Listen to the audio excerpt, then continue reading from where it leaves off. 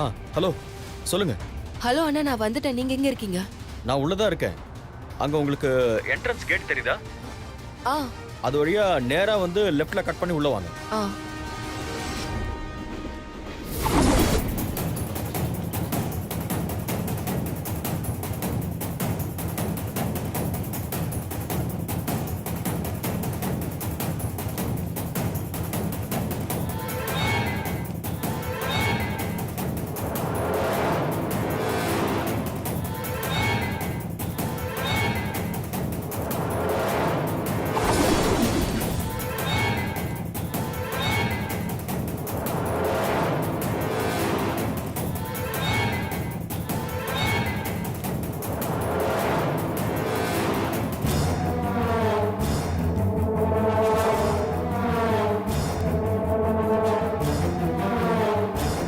Hello, நான் இங்க இருக்கேன் பாருங்க.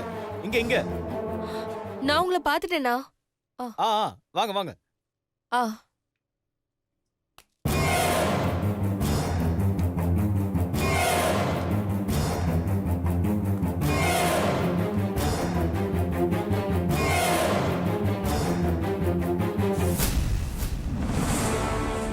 யாருங்க நீங்க? எதுக்காக என் போட்டோ போட்டு பேப்பர்ல காணவில்லைன்னு விளம்பரம் கொடுத்துருக்கீங்க? உங்களை பார்க்கறதுக்கு தானே.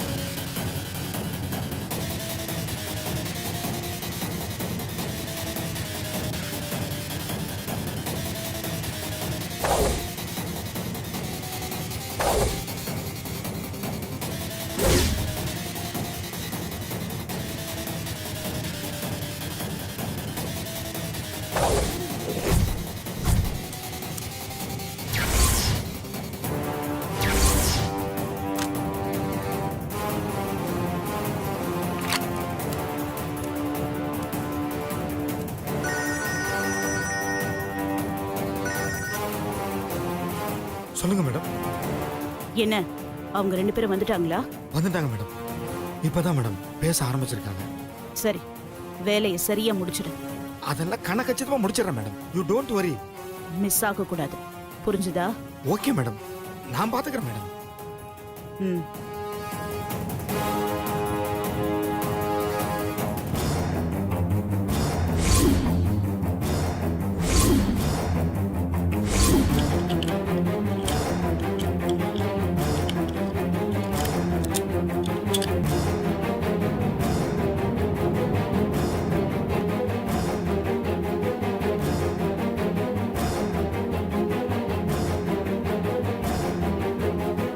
அந்த சங்கீதா உன்னை தூது விட்டாளா? உண்மையை சொல்லு. அவதானே உன்னை இங்க அனுப்பி வச்சா? ஒரு வகையில பார்த்தா அவ தான் என்ன உங்களை சந்திக்க வச்சிருக்கா. என்ன ஒரு சின்ன வித்தியாசம்.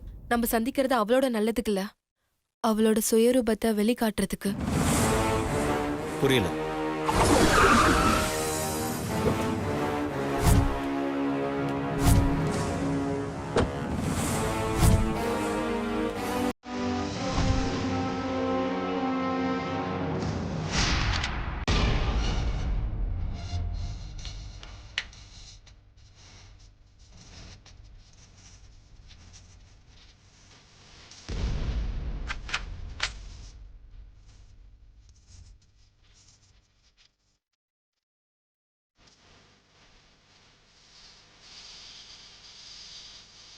அந்த சங்கீதாவால பாதிக்கப்பட்டது நீங்க மட்டும் இல்ல, நானும் தான். எப்படி? நான் இருக்க வேண்டிய இடத்துல தான் இப்ப சங்கீதா இருக்கா. என்னோட பேரு, என்னோட அடையாளத்தெல்லாம் எடுத்துக்கிட்டு என் மாமா கூடவே இருக்கா. ஆக்சுவலா சிவாவோட ஒய்ஃப் நான் தான். என்னோட பேர் சக்தி.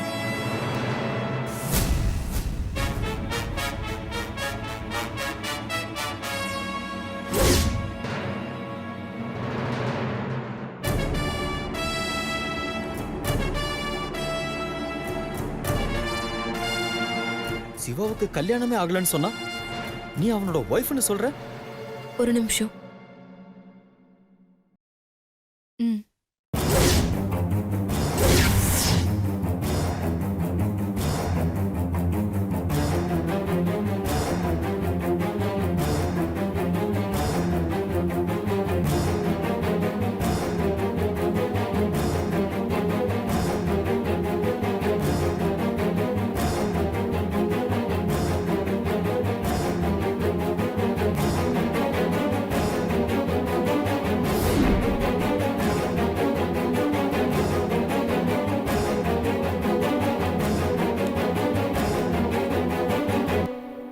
சிவாவோட வாழ்க்கையில என்னதாங்க நடக்குது? எனக்கு ஒரே குழப்பமா இருக்கு. நான் சொல்றேன். என் மாமா என்கிட்ட லவ் சொல்ல வரும்போது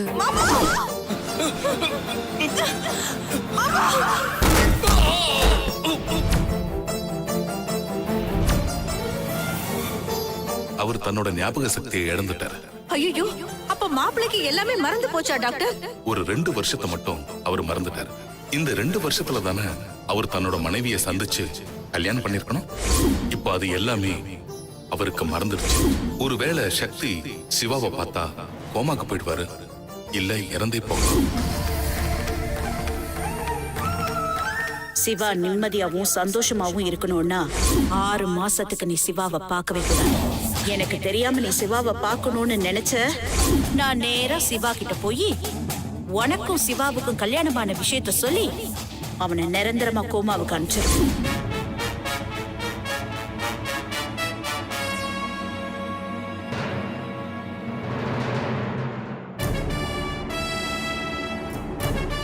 சக்தி,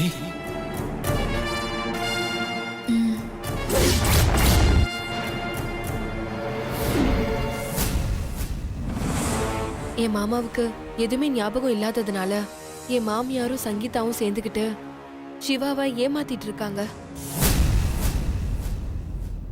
இப்ப அவங்க 2 பேருக்கும் கல்யாணம் வரைக்கும் போயிடுச்சு.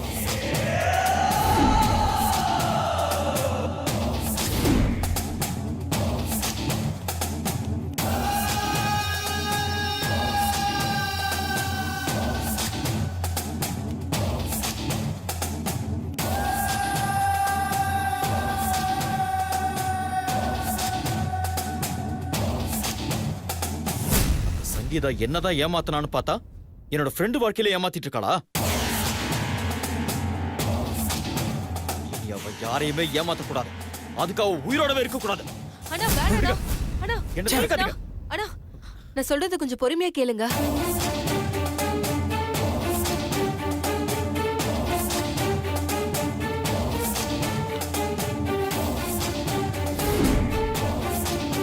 அவசரப்பட்டு நீங்க சங்கீதாவை கொண்டுட்டா அதுக்கப்புறம் எல்லாமே நாசமா போயிடும்னா. அவ உயிரோட இருந்தாதான் நாசமாவே போகும். என்ன விடுங்க சக்தி, இன்னைக்கு நான் அவளை கொல்லாம விட மாட்டேன். அண்ணா ப்ளீஸ்ண்ணா, வேண்டாண்ணா, சொன்னா கேளுங்க. ப்ளீஸ்ண்ணா, நான் சொல்றத கேளுங்க. நீங்க அவளை கொன்னுட்டா அதனால பாதிக்கப்பட போறது சிவாதான். அவரை பொறுத்த வரைக்கும் அவதான் சக்தி. நீங்க என்ன சொன்னாலும் என் மனசு கேட்காது. நான் சொல்றத நீங்க கேளுங்க. இன்னைக்கு நான் அவளை கொன்னே ஆகணும். வழிவிடுங்க. ப்ளீஸ்ண்ணா, நான் சொல்றத தயவு செஞ்சு கேளுங்க. சக்திக்காக தான் அவர் இத்தனை நாள் ஏங்கிட்டு இருந்தாரு. அந்த சக்தி இப்ப இல்லைன்னு தெரிஞ்சா அவரு கோமாக்கு போகிறதுக்கு கூட வாய்ப்பு இருக்குன்னு டாக்டர் சொல்லிருக்காரு. அவரு கோமாக்கு போயிட்டா இத்தனை நாள் செஞ்ச போராட்டம் எல்லாம் வீணா போயிடும்னா.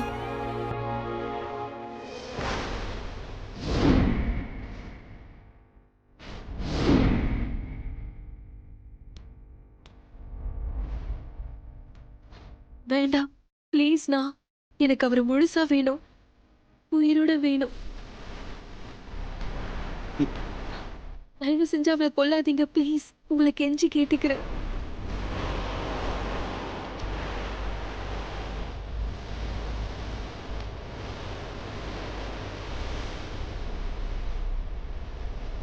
நான் சிவாவை இங்க வர சொல்லியிருக்கேன். எதுக்கு? அவர்கிட்ட எல்லா உண்மையை சொல்லி அவர் மூலமாவே சங்கீதாவை வீட்டை விட்டு அனுப்பதான்.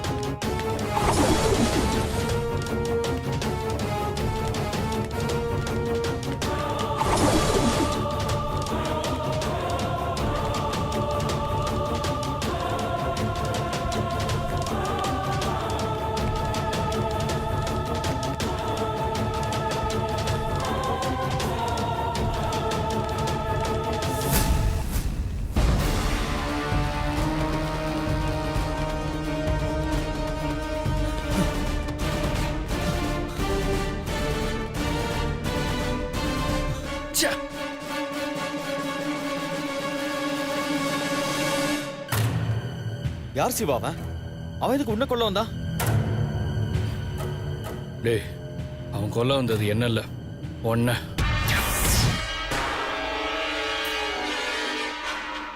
நான் உள்ள வர்றப்ப அவன் ஒன்ன நோக்கி தான் துப்பாக்கியில குறி வச்சிட்டு இருந்தான்.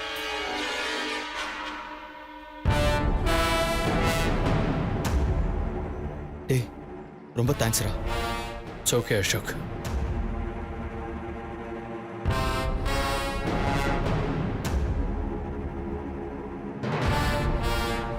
அசோக், நான் உன்கிட்ட ஒரு விஷயம் சொல்லணும்.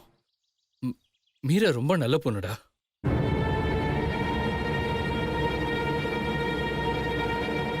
நீ நினைக்கிற மாதிரி இவங்க உன்னை ஏமாத்த வாய்ப்பே இல்லடா.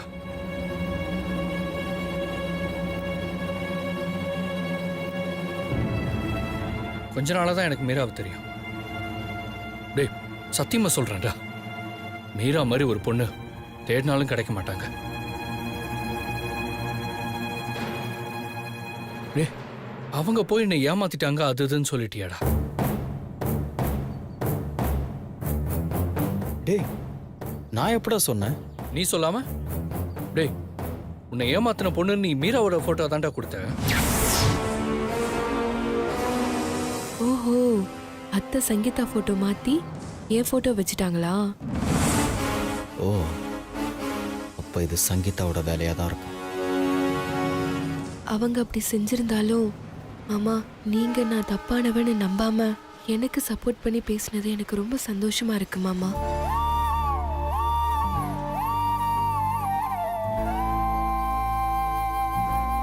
சொல்லு அசோக், எதுக்கு நீ மீராவோட போட்டோவை கொடுத்த? டேய் சிவா, நான் போட்டோ கொடுத்தது உண்மைதான். அதுல இருந்ததும் என்ன ஏமாத்தின பொண்ணுதான். ஆனா அந்த பொண்ணு மீரா இல்ல. பின்ன உன் வீட்ல உன் கூடவே இருக்கிற சக்தி தான்.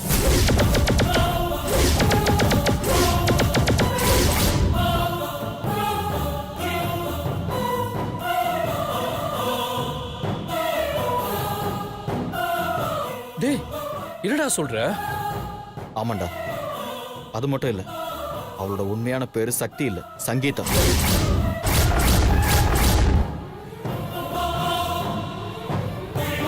எனக்கும் அவளுக்கும் ரெஜிஸ்டர் மேரேஜே ஆயிடுச்சு. நான் பணக்காரன் இல்ல, ஏழைன்னு தெரிஞ்சதும் கல்யாணத்துக்கு அப்புறம் என்னை விட்டுட்டு ஓடி வந்துட்டடா.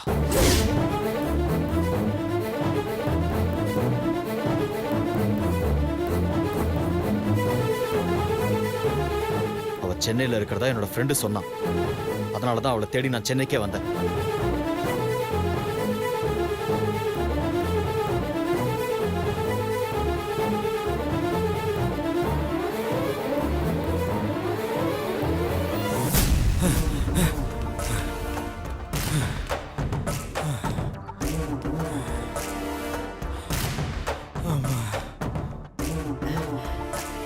அம்மாடி சுபத்ரா, அந்த ரவுடி பையன் இருக்கானே, அவன் அசோக்க முடிச்சிட்டானா?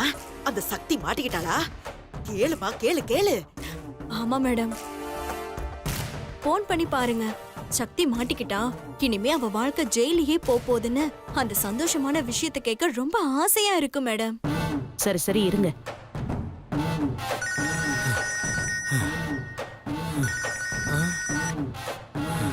சொல்லுங்க மேடம். சொல்லுங்க மேடமா, எல்லாமே சக்சஸ் தானே? இல்ல மேடம். இல்லையா? ஏன், என்னாச்சு? கரெக்டா குறி பார்த்து சுட போற நேரத்துல சிவா சார் வந்து என்ன தள்ளிட்டு அவனை காப்பாத்திட்டார் மேடம். என்ன சொல்ற? அம்மா என்னம்மா ஆச்சு? ரத்தன் சுட போற நேரத்துல சிவா வந்து தடுத்துட்டானா? ஐயோ! அந்த போனை என்கிட்ட கொடுமா.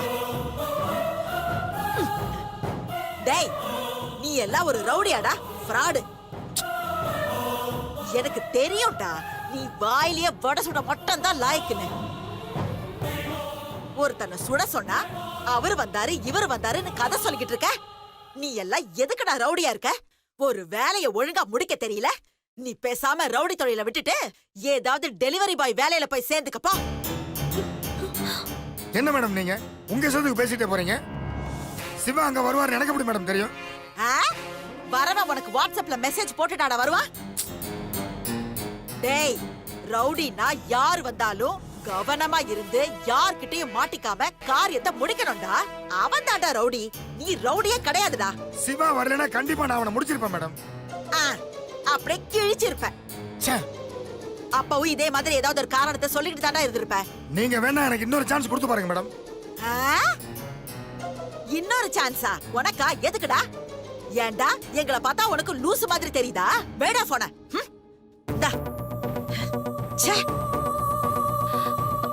சிவாக்கு எல்லா விஷயமும் தெரிஞ்சிருந்தா நான் மாட்ட போறேன். போச்சு எல்லா காரியமும் கெட்டு போச்சு. இந்த ரவுடி பையனை நம்புறதுக்கு.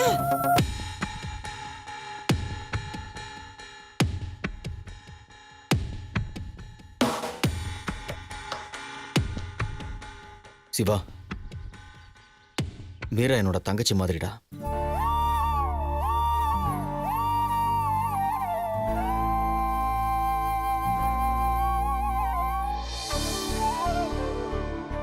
மீரா மேல எந்த தப்பும் இல்லடா. நான் உங்ககிட்ட என்ன ஏமாத்தினா அந்த சங்கீதாவோட போட்டோ தான் கொடுத்தேன். ஆனா அதுல எப்படி மீராவோட போட்டோ வந்துச்சுன்னு சத்தியமா தெரியல.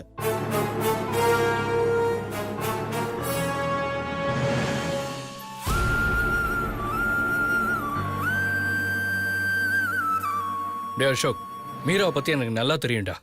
அவங்க அந்த மாதிரி பொண்ணு இல்ல. ஆனா நீ கொடுத்த கவர்ல உனக்கே தெரியாம மீராவோட போட்டோ எப்படிடா வந்தது? எனக்கும் அது தெரியலடா. எங்கேயோ மிஸ் ஆயிருக்கு. என்ன நம்புடா, நான் சொல்றதெல்லாம் உண்மைதான்டா. ஆமா சார், அசோக் சொல்றது உண்மைதான். தன்னை ஏமாத்தின பொண்ணை தேடித்தான் இவரு சென்னைக்கே வந்திருக்காரு. அவளை தேடி சென்னை முழுக்க அலைஞ்சிருக்காரு. அவருக்கு தெரிஞ்ச சென்னையில இருக்கிறவங்க எல்லார்கிட்டையும் அவளை பத்தி தெரியுமான்னு விசாரிக்கவும் செஞ்சிருக்காரு. கூடவே அவளோட போட்டோவும் கொடுத்து எங்கேயாவது பாத்தீங்கன்னா தகவல் சொல்லுங்கன்னு சொல்லி அமைச்சிருக்காரு. இப்ப கூட அவளை பத்தி விசாரிக்கத்தான் என்னை இங்க வர சொன்னாரு. நான் இங்க வந்ததுக்கு அப்புறம் தான் அந்த பொண்ணோட போட்டோவை காட்டினாரு. அதை பார்த்ததுக்கு அப்புறம் தான் தெரிஞ்சது சங்கீதா தான் உங்க வீட்டுல சக்தியா இருக்கான்னு.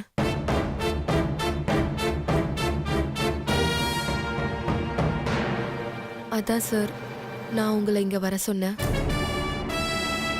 இங்க வந்ததுக்கு அப்புறம் தான் தெரிஞ்சது நீங்களும் அசோக்கும் ஃப்ரெண்ட்ஸ்ன்னு.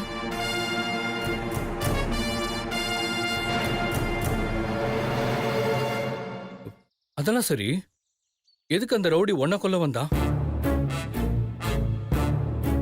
வேற யாரு? என்னை ஏமாத்தினால அவளோட வேலையா தான் இருக்கும். நான் உயிரோட இருந்தா அவளோட உயிருக்கு ஆபத்துன்னு அவளுக்கு நல்லாவே தெரியும். அதனாலதான் என்ன முடிக்க ஆள் அனுப்பியிருக்கா.